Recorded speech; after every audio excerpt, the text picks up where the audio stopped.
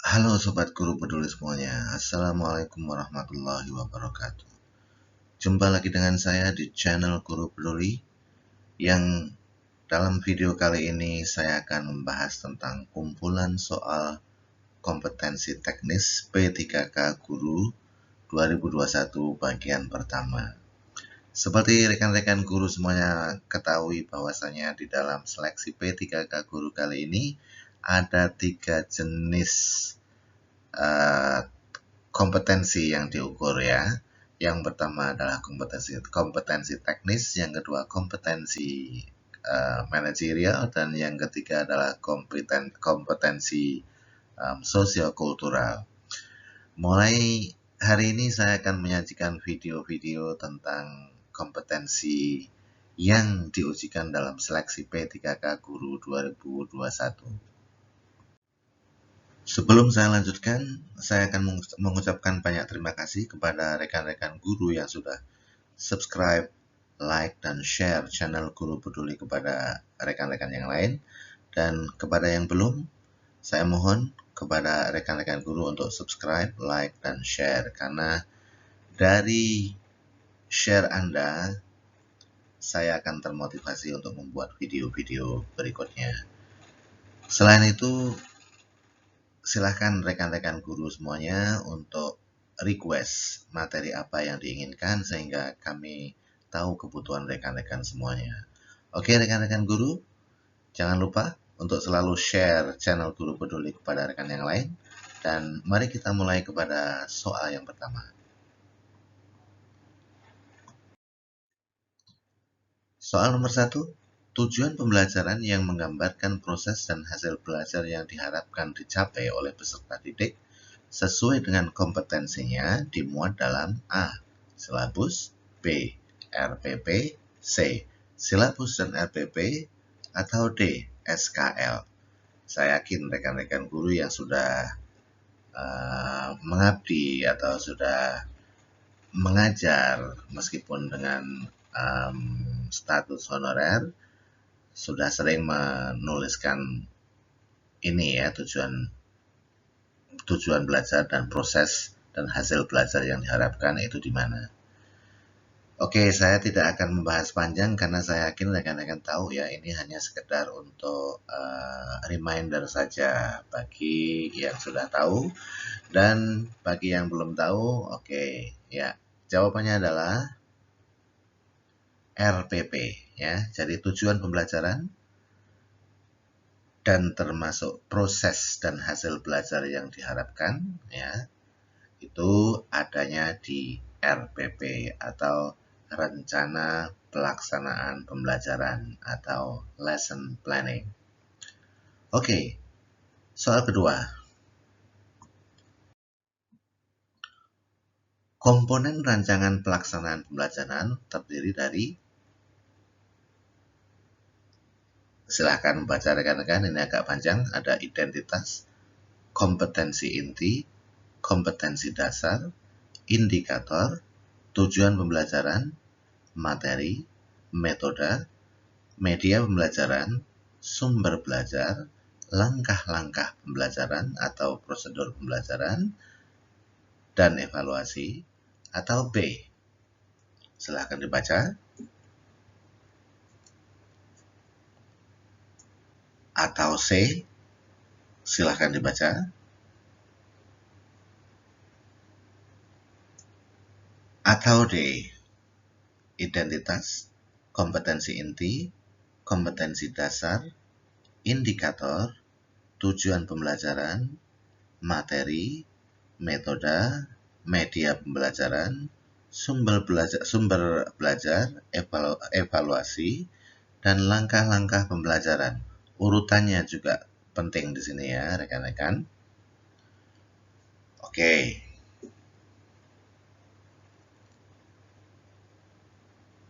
Evaluasi itu pasti ada di bagian akhir. Jadi jawaban D bisa kita eliminasi.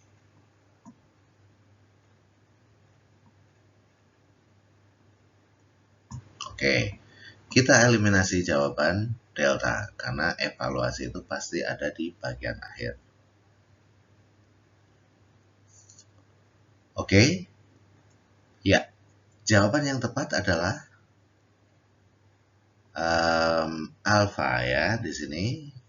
Ya, identitas sekolah, kelas, ya, mata pelajaran dan lain sebagainya. Kemudian kompetensi inti yang hendak dicapai, ya, dan kompetensi dasar. Kemudian indikator, kemudian tujuan pembelajaran yang hendak dicapai pada sesi itu, kemudian materi, ya, materi apa yang hendak diberikan, kemudian metode pembelajaran, kemudian media pembelajaran yang akan dipakai, sumber belajarnya juga harus disebutkan, kemudian prosedur pembelajaran atau langkah-langkahnya, dan yang terakhir adalah evaluasi. Jadi jawaban yang tepat di sini adalah alfa. Oke rekan-rekan, mari masuk ke soal berikutnya. Soal nomor 3. Silabus dan RPP sama-sama sebagai rencana proses pembelajaran. Perbedaannya adalah sebagai berikut. A. Silabus berisi kompetensi dasar, sedangkan RPP mengarahkan kegiatan belajar untuk mencapai kompetensi dasar. Atau B. Silabus bersumber dari standar isi dan standar lulusan, sedangkan RPP bersumber dari standar kompetensi lulusan. C. RPP dibuat oleh setiap guru, sedangkan silabus dibuat oleh tim guru. Atau delta, RPP dan silabus keduanya disusun oleh setiap satuan pendidikan. Menurut rekan-rekan.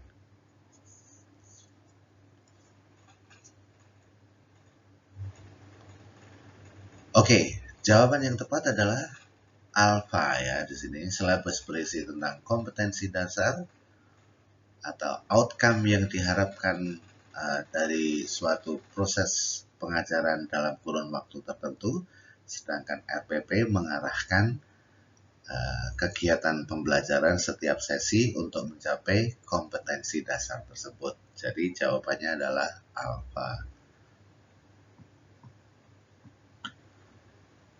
Soal berikutnya, nomor 4.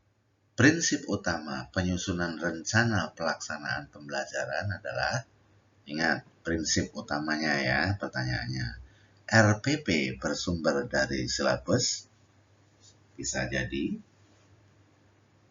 Yang kedua, Bravo, materi atau bahan ajar berbasis kompetensi. C. Pembelajaran dirancang dengan berpusat pada peserta didik. D. Alokasi waktu sesuai dengan jadwal pada setiap satuan pendidikan silabus. Oke, apa prinsip utamanya rekan-rekan? Saya yakin rekan-rekan masih ingat ya. Jadi jawabannya adalah prinsip utama ketika kita menyusun lesson plan atau rencana pelaksanaan pembelajaran atau RPP adalah peserta didik. Artinya peserta didik menjadi pusat ya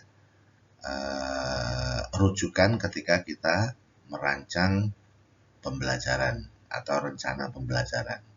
Oke, soal berikutnya. Benjamin S. Bloom mengembangkan ranah kognitif dengan urutan sebagai berikut. Ya, ingat, rekan-rekan ingat ya. Oke, A. Ingatan, pemahaman, analisis, aplikasi, sintesis, dan evaluasi. Atau B. Ingatan, pemahaman, aplikasi, analisis, sintesis, dan evaluasi.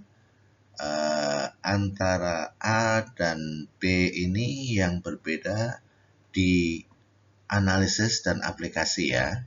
Oke, ini A analisis duluan baru aplikasi. Kalau B aplikasi duluan baru kemudian analisis. C ingatan, pemahaman, sintesis dulu baru aplikasi baru analisis. Oke. Delta ingatan, pemahaman, analisis, aplikasi, evaluasi, dan sintesis.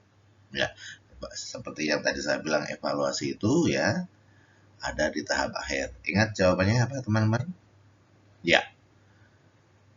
Bravo ya. Jadi menurut Benjamin S. Bloom itu ingatan, pemahaman, aplikasi, analisis, sintesis, dan evaluasi. Jadi ingatan dan pemahaman ini ada pada low order thinking skills, sementara aplikasi, analisis, sintesis, dan evaluasi itu ada pada tahapan high order thinking skills ya.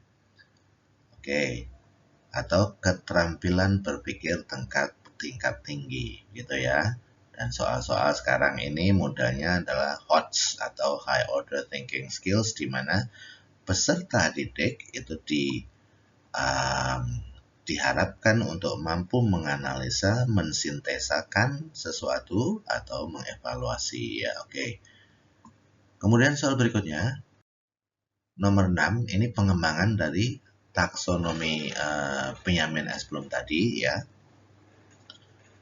yang dilakukan oleh Anderson dan Cradwell ya. Bedanya hanya satu. Yuk coba rekan-rekan kira-kira jawabannya yang mana? A. Ingatan, pemahaman, analisis, aplikasi, sintesis, dan evaluasi. Atau kalau ini tadi si Benjamin S. Bloom tadi ya, ingatan, pemahaman, aplikasi, analisis, dan sintesis. Atau C. Ingatan, pemahaman, sintesis, aplikasi, analisis, dan evaluasi. Atau D. Ya, kalau rekan-rekan itu melihat ke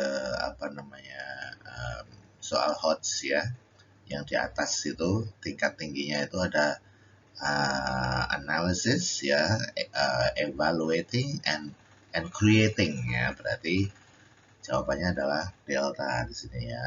Oke. Ya. Soal berikutnya.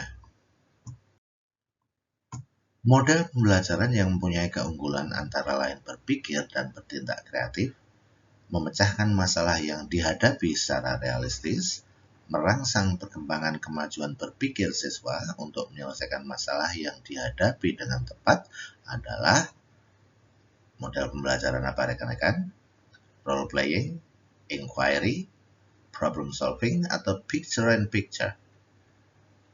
Ya, jawaban yang tepat di sini adalah ada kata kuncinya di sini ya, menyelesaikan masalah, artinya solve the problem atau problem solving di sini ya. Jawaban yang tepat adalah C, problem solving. Kalau role playing sendiri itu apa? Role playing itu adalah bermain peran.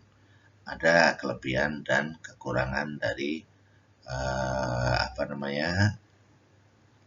metode belajar ini ya, atau teknik belajar ini. Jadi tolong rekan-rekan baca.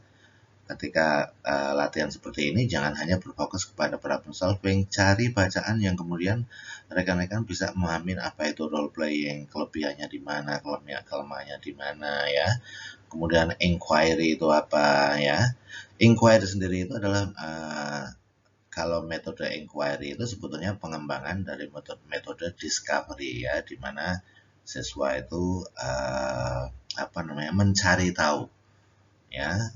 Di sini siswa itu didorong untuk menjadi saintis, untuk berpikir ilmiah ya, selalu mencari tahu dan bertanya kenapa begini, kenapa hasilnya seperti itu. Jadi dia terus menganalisa. Sementara kalau picture and picture itu adalah metode belajar dengan menggunakan gambar ya.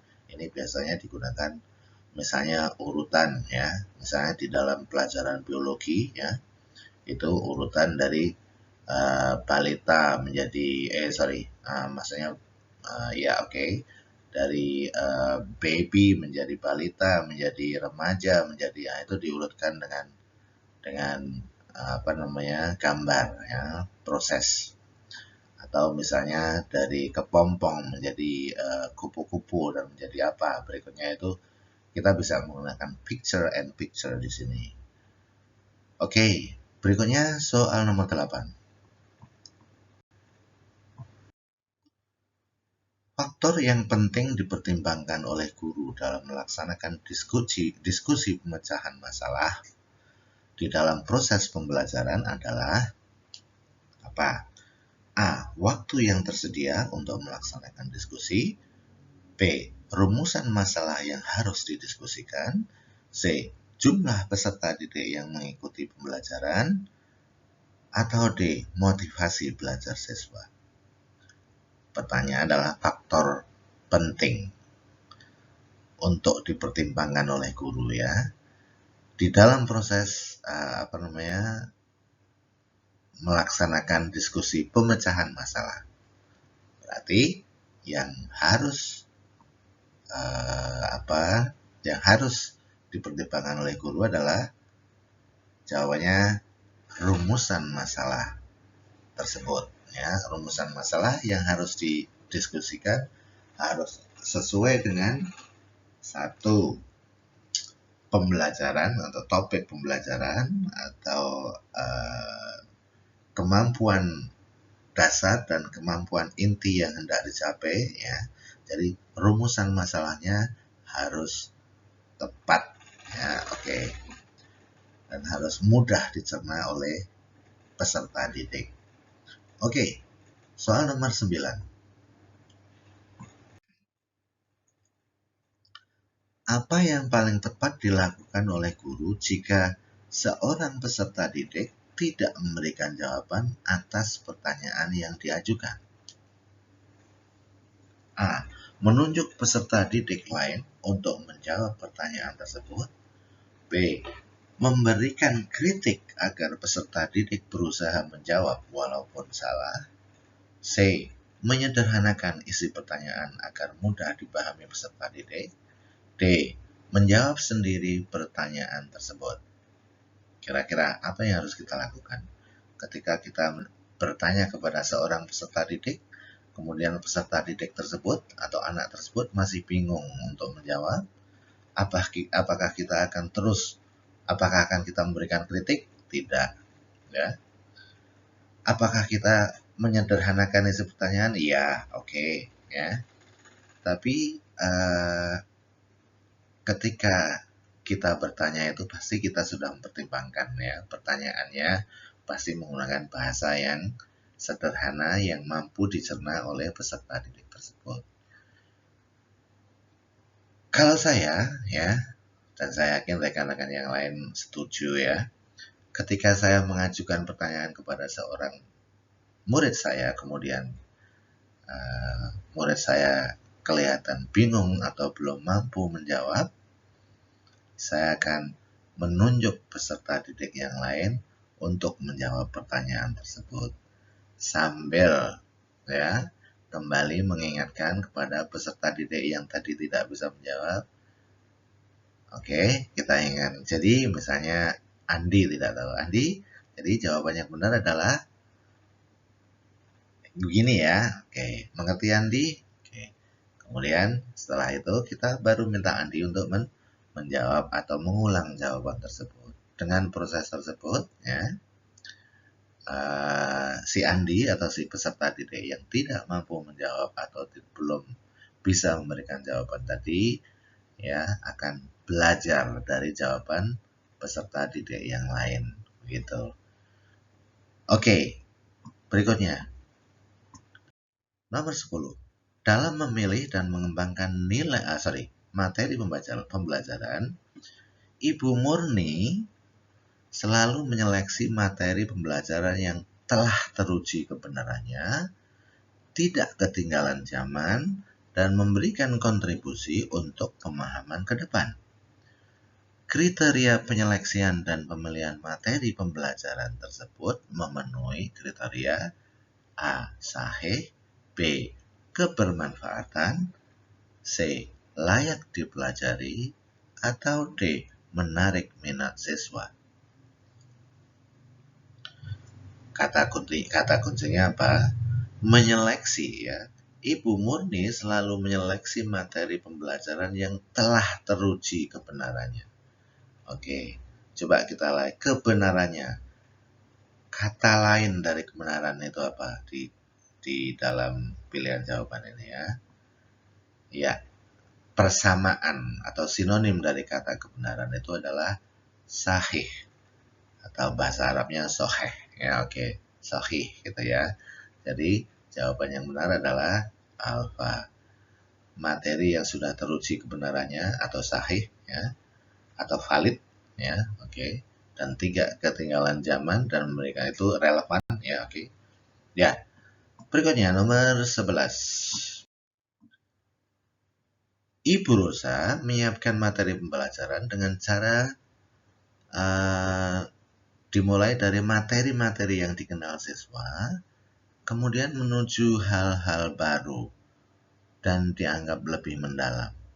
Bentuk pengembangan materi yang disusun Bu Rosa mengikuti pola, sorry ini sahihnya nggak dipakai ya. Oke, mengikuti pola A kausal, B spiral, C kronologis, atau D inquiry.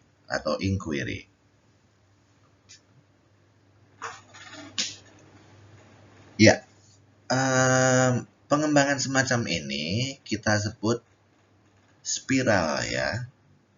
Ya, ketika kita memberikan materi ya dengan dimulai dengan hal-hal yang diketahui dengan siswa, kemudian menuju ke hal-hal yang baru, itu namanya spiral ya, atau dia spinning, mulai dari yang tahu, kemudian yang lebih sedikit susah, kemudian ya begitu, itu namanya spiral atau spiral. Ketika kita membuat silabus ya atau materi pembelajaran, spiral itu penting ya, artinya kita mulai dengan hal-hal yang dalam jangkauan pengetahuan siswa, kemudian menuju ke hal-hal yang baru, itu namanya spiral. Ya, berikutnya nomor 12. Sekarang tentang media pembelajaran. Memilih media pembelajaran hendaknya tidak boleh sembarangan, tetapi harus didasarkan pada kriteria tertentu. Misalnya, apakah untuk belajar individual, apakah untuk belajar kelompok kecil, atau kelompok besar, atau massal. Misalnya dalam kelas besar gitu ya. Oke. Pernyataan tersebut dalam pemilihan media termasuk ke dalam kriteria. Oke. Ketika kita mau gunakan kita memilih media yang hanya untuk 2 orang atau 5 orang, pasti berbeda ya dengan media yang kita gunakan dengan misalnya 40 orang ya. Oke. Jadi pemilihan itu berdasarkan pada apa? Tujuan, sasaran didik, ketersediaan, atau konteks penggunaan. Oke. Kalau dalam hal ini ya konteks penggunaan. Kemudian kalau pemilihan media sesuai dengan ketersediaan seperti apa? Kalau pemilihan media yang masuk ke dalam kriteria ketersediaan adalah apakah ada di kelas kita atau tidak ya, di sekolah kita atau tidak gitu ya. Tidak semua kelas atau sekolah memiliki misalnya proyektor ya. Padahal kita mau menggunakan proyektor, jadi kita ya nggak bisa menggunakan proyektor. Jadi yang harus ada saja. Yang ada itu namanya ketersediaan. Kemudian sasaran didik. Sasaran didiknya siapa gitu ya, atau peserta didiknya siapa? Anak-anak usia berapa? Ya, harus sesuai ya.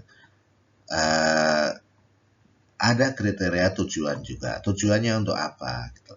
Untuk mengajarkan proses misalnya, itu harus, atau untuk mengajarkan sesuatu yang abstrak misalnya ya, itu berbeda-beda ya sesuai dengan konteksnya. Kalau konteks penggunaan tadi jumlah ya, atau besaran kelasnya. Oke. Soal berikutnya. Pada saat mempersiapkan pembelajaran, seorang guru dapat menyusun strategi pembelajaran dan menentukan media yang akan digunakan dalam pembelajaran tersebut. Kemampuan dasar yang harus dimiliki seorang pendidik terkait dengan keterampilan memilih media pembelajaran maksud saya adalah A. Pendidik harus mengetahui latar sosial budaya siswa dan sekolah. Enggak, karena pertanyaannya adalah kemampuan dasar yang harus dimiliki oleh seorang pendidik terkait dengan keterampilan memilih media. Berarti jawabannya adalah pendidik harus memahami karakteristik dari media pembelajaran tersebut. Ya, jawabannya adalah bravo, langsung saja ya. Jadi ketika kita mau memilih media, kita harus tahu karakteristik dari media tersebut. Ya, apakah dia bisa digunakan di dalam kelas yang besar, apakah dia bisa dilipat, apakah kita harus tahu karakteristiknya. Misalnya kalau di perkotaan misalnya sudah banyak sekolah-sekolah yang menggunakan smartboard. Ya, smartboard itu sendiri mahalnya gila-gilaan ya. Jadi kita harus punya keterampilan untuk menggunakan smartboard tersebut. Kalau kita nggak bisa, maksud kita mau menggunakan smartboard misalnya, ya bingung waktu waktu belajar akan habis digunakan untuk bagaimana cara menggunakan smartboard ini. Gitu. Kita harus punya keterampilan untuk memilih media pembelajaran yang sesuai dengan tadi prinsip ketersediaan, ya, konteks penggunaan, kemudian tujuan, ya. Oke, berikutnya nomor 14. Setiap materi pembelajaran memiliki tingkat kesukaran yang bervariasi. Untuk memudahkan peserta didik memahami materi yang memiliki tingkat kesukaran tinggi, guru sering memanfaatkan media pembelajaran, misalnya media gambar atau tayangan video yang berisi sistem peredaran darah. Misalnya ya, ini media gambar atau tayangan video yang berisi sistem peredaran darah. Fungsi media pada pernyataan tersebut adalah untuk apa? Apakah media tersebut untuk menampilkan objek yang terlalu besar? Apakah sistem peredaran darah itu terlalu besar untuk ditampakkan di dalam kelas misalnya? B. Membuat konkret konsep yang abstrak. Atau C. Menampilkan objek yang tidak dapat diamati dengan mata telanjang. Atau D. Membawa objek yang berbahaya atau sukar didapat di dalam lingkungan belajar. Oke, jawabannya rekan-rekan? Ya, jawabannya adalah untuk membuat sesuatu atau konkret.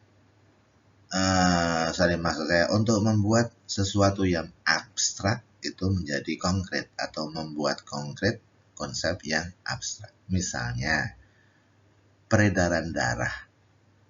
Peredaran darah itu kan tidak bisa kita lihat ya. Peredaran darah kita itu nggak bisa kita lihat. Kalau kita menjelaskan, misalnya peredaran darah kita itu seperti ini, siswa bingung, ini maksudnya gimana? Karena mereka tidak melihat ya. Untuk usia-usia tertentu itu anak-anak ya lebih mudah ketika mereka melihat sesuatu ya, memahami atau sesuatu itu lebih mudah dengan melihat. Jadi pada tahapan tertentu itu seeing is believing, melihat itulah yang membuat mereka percaya. Oke, jadi tujuannya adalah ketika seorang guru membawa atau menggunakan media gambar atau tayangan video yang berisi tentang sistem peredaran darah, itu sebetulnya tujuannya adalah untuk membuat konsep peredaran darah yang abstrak tadi menjadi konkret, artinya siswa menjadi mudah memahami. Sekarang kalau misalnya fungsi media yang digunakan untuk menampilkan objek yang terlalu besar, misalnya apa?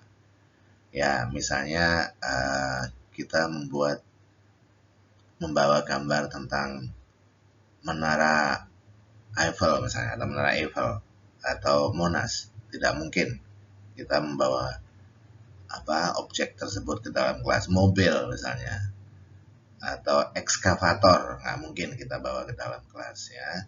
Jadi kita bisanya membawa gambarnya itu untuk menampilkan objek yang terlalu besar. Misalnya gambar pasar atau mall atau super mall misalnya, itu kita nggak bisa, jadi kita bisa gunakan. Nah, sekarang kalau untuk menampilkan objek yang tidak dapat diamati dengan mata telanjang, ya oke, misalnya ada hal-hal yang tidak bisa diamati mata telanjang. Apa itu? Seperti sinar X misalnya, atau sinar laser misalnya, dan lain sebagainya. Kemudian membawa objek yang berbahaya atau sukar didapat di dalam lingkungan belajar. Misalnya objek yang berbahaya, harimau. Apakah kita akan membawa harimau ke dalam kelas? Nggak mungkin ya, makanya kita gunakan media gambar atau tayangan video dan lain sebagainya.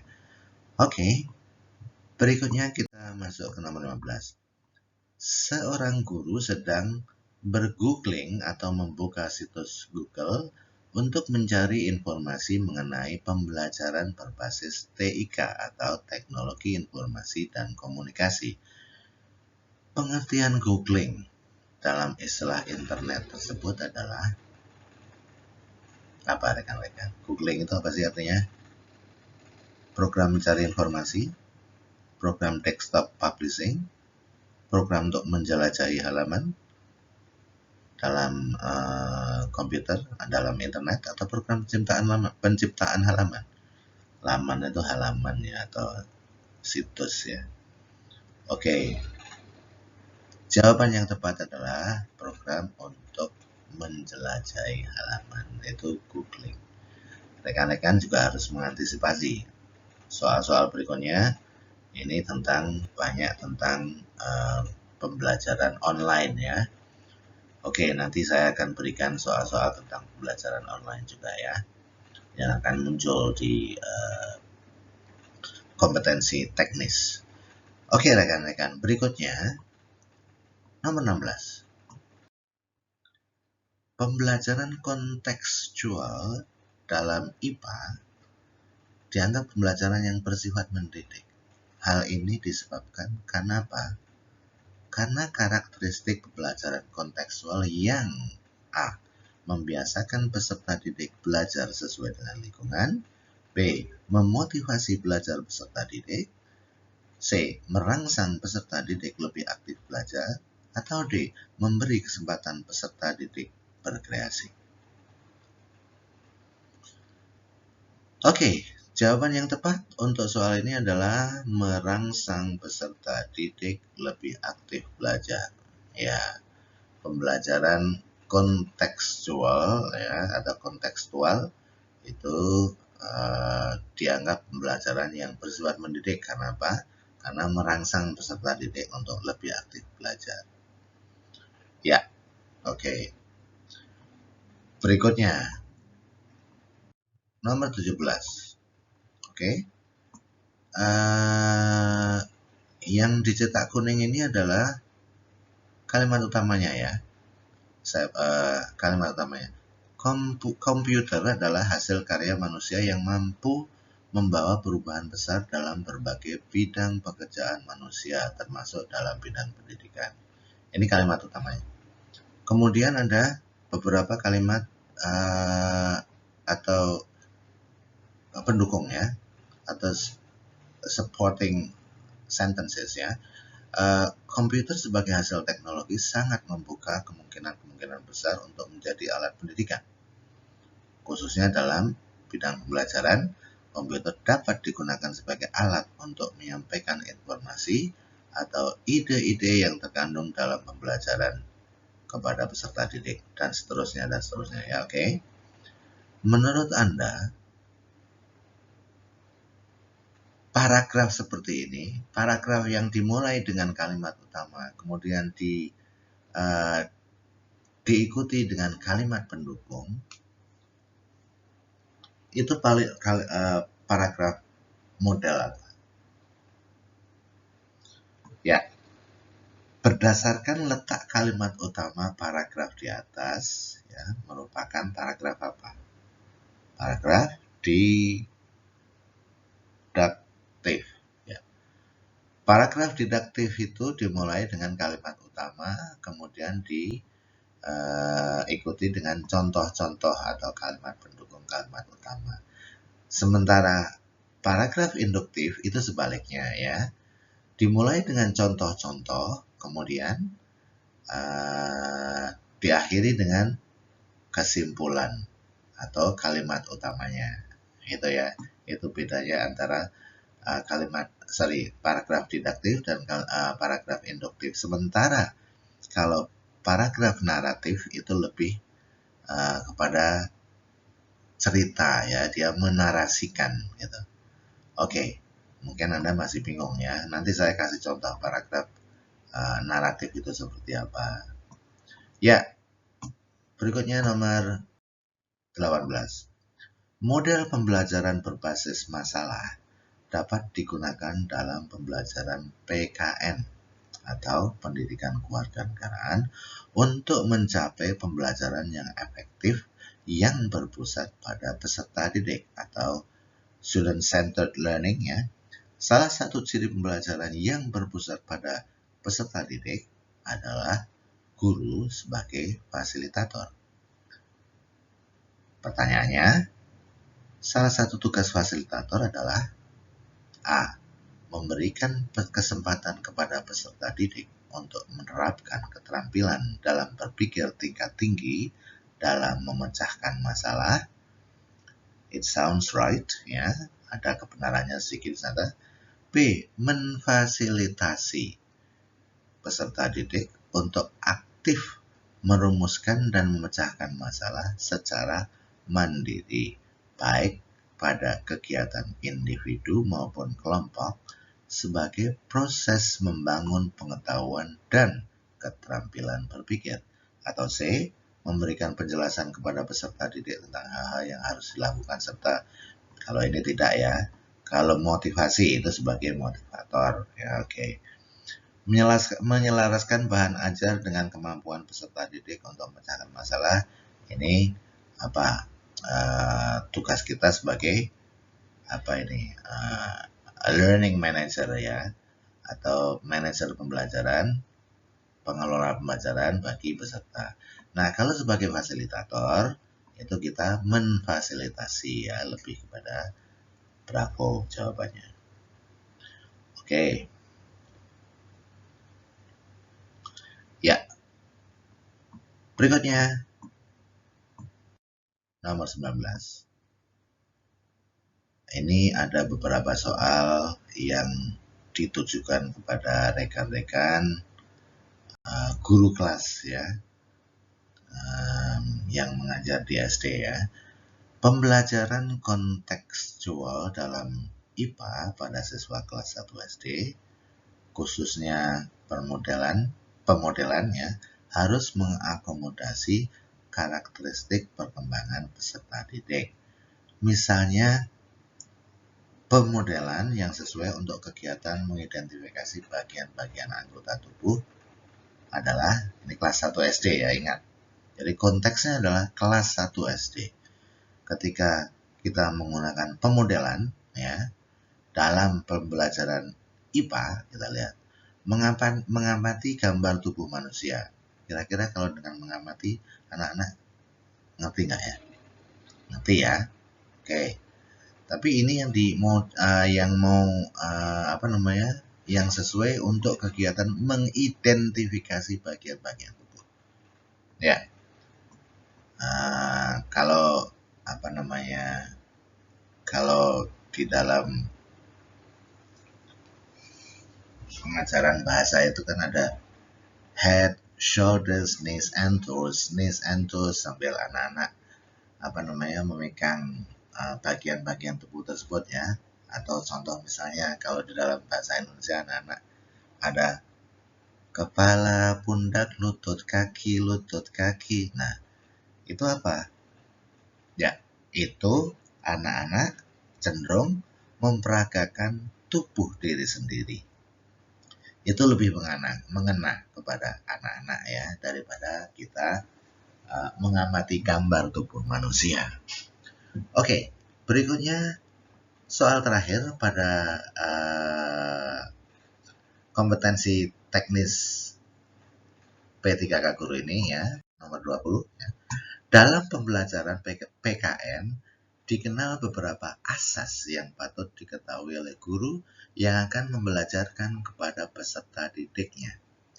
Salah satunya adalah guru harus memandang peserta didik sebagai manusia secara manusiawi. Peserta didik dihargai dengan segala kelebihan dan kekurangan yang dimilikinya. Peserta didik diberi kesempatan untuk selalu mengembangkan potensinya, meskipun dengan segala keterbatasan yang dimilikinya. Hal ini sesuai dengan asas apa? Asas humanistik, atau student-centered, atau siswa-sentris, atau utuh, bulat, terpadu, dan berkesinambungan atau komprehensif, ya. Atau multidimensional.